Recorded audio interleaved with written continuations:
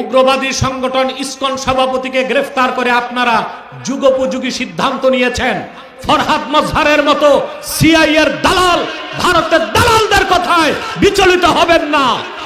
নিরীহ হিন্দুদের প্রতি আমাদের কোনো ক্ষোভ নাই, কিন্তু যারা হিন্দুত্ববাদকে পুঁজি করে বাংলাদেশকে একটা সাম্প্রদায়িক রাষ্ট্র হিসেবে দাঙ্গা সৃষ্টি করতে চায়, কঠোর হস্তে দমন করুন। এদেশের মুসলমান আপনাদের সাথে আছে। বর্তমান বাংলাদেশে মুসলমানদের সাথে হিন্দুদের দাঙ্গা লাগাবার চেষ্টা করছে উগ্রবাদী হিন্দু সংগঠন ইসকন। পাশাপাশি নিন্দা জানায় মুসলিম নামধারী যারা আবার এই ইসকন সভাপতি হিন্দুকে গ্রেফতার করায় সরকারের নিন্দা করতেছে।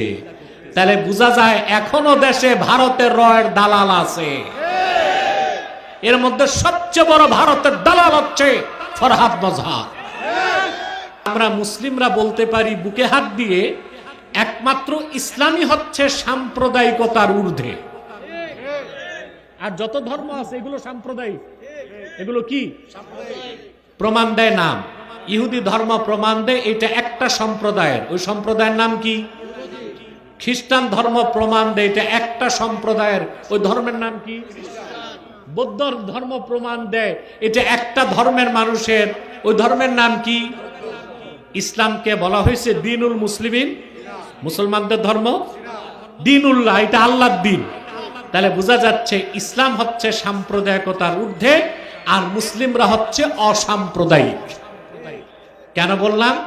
আমাদের দেশে বিগত 16 বছর ব্যবসা হয়েছে রাজনীতির নামে, মুক্তিযুদ্ধ, রাজাকার আর সাম্প্রদায়িকতা হয়েছে না? 16 বছর এই ছিল ব্যবসার পুঁজি। ব্যবসার পুঁজি কি ছিল? রাজাকার, যারে তারা রাজাকার। কি হাস্যকর কথা আপনারা দেখেছেন, এই সরকার পতনের আগে এটিএন বাংলা একটা চ্যানেল আছে না, ওখানে এক বিচারপতি, সাবেক বিচারপতি, এটারে বিচারপতি যে বানাইছে ওটারও জুতা মারা দরকার।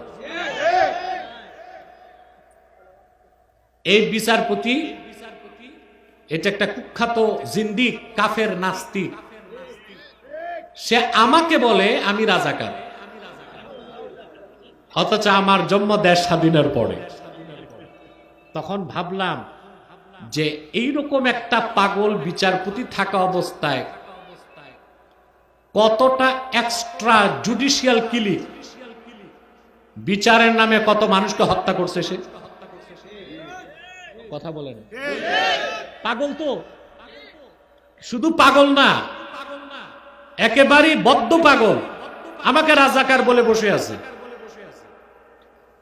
অথচ সে বিচারপতি থাকা অবস্থায় কত অন্যায়, অত্যাচার ও জুলুমের সাথে বিচার করেছে, বিচারালয়কে কলঙ্কিত করেছে।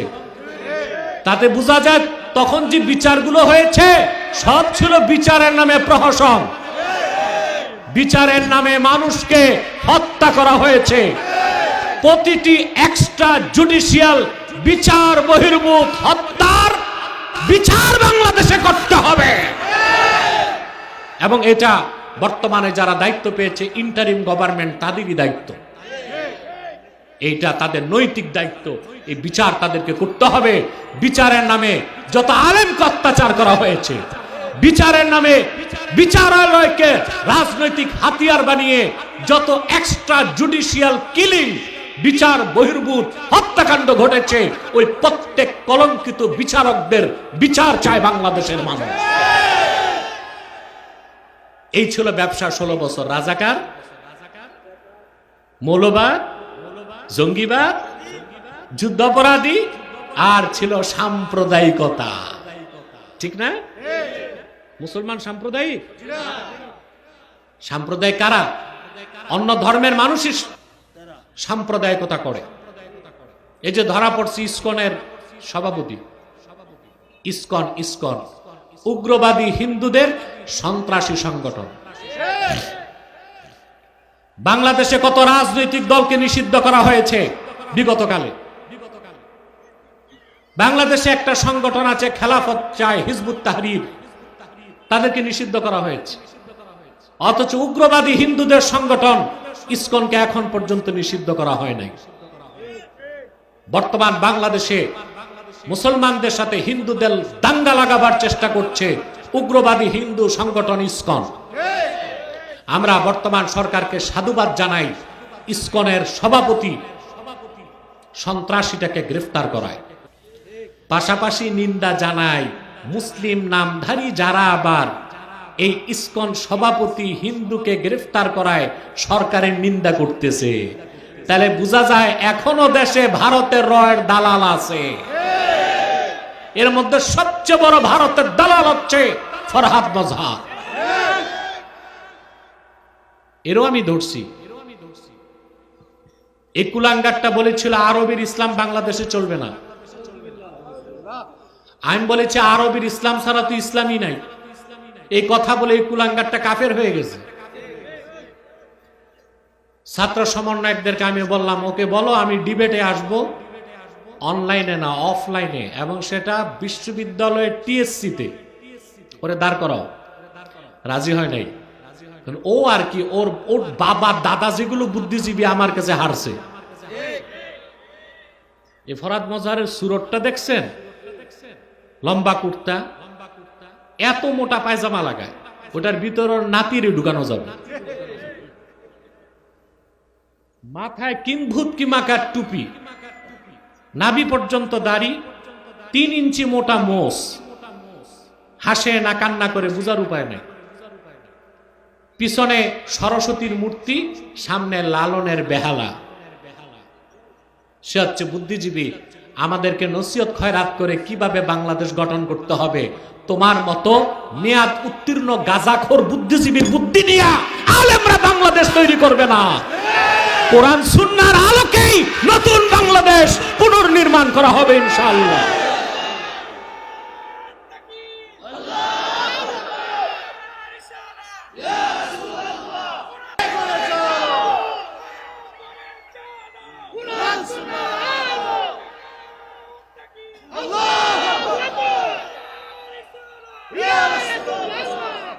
তাই বলবো সরকারকে, উগ্রবাদী সংগঠন ইসকন সভাপতিকে গ্রেফতার করে আপনারা যুগোপযোগী সিদ্ধান্ত নিয়েছেন।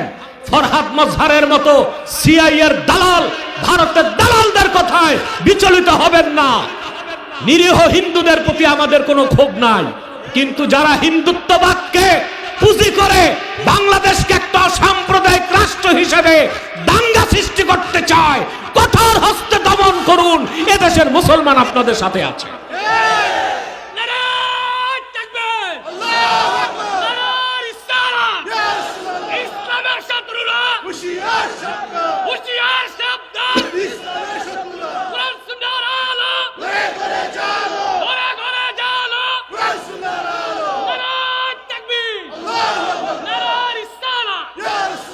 সম্মানিত সুধী, তাহলে ইসলাম হচ্ছে সাম্প্রদায়িকতার ঊর্ধ্বে।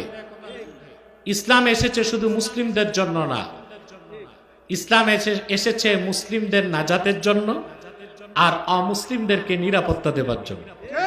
সুবহানাল্লাহ। ইসলাম সাম্প্রদায়িকতার ঊর্ধ্বে, কারণ ইসলামের নাম দ্বীনুল মুসলিমিন না, মুসলমানদের ধর্ম না, ইসলামের নাম দ্বীনুল্লাহ। দ্বীনুল্লাহ অর্থ কি? আল্লাহর দ্বীন। সুবহানাল্লাহ বলবেন না? আমার ভাইয়েরা, এখন আসুন, ইসলাম হচ্ছে দ্বীনুল্লাহ, জমিন হচ্ছে আরদুল্লাহ, আমরা হচ্ছি ইবাদুল্লাহ। সুবহানাল্লাহ। আমরা কি? ইবাদুল্লাহ মানে আল্লাহর বান্দা, দ্বীনুল্লাহ মানে আল্লাহর দ্বীন, আরদুল্লাহ মানে আল্লাহর জমিন। তাহলে আল্লাহর জমিনে আল্লাহর বান্দারা আল্লাহর দ্বীন মোতাবেক রাষ্ট্র চালাবে। মুসলমানদের এই দাবিটা যৌক্তিক না অযৌক্তিক? সাম্প্রদায়িকতার তকমা দিয়া ইসলামী রাষ্ট্র বানাবার কনসেপ্টের বিরোধিতা করার কোনো সুযোগ নাই।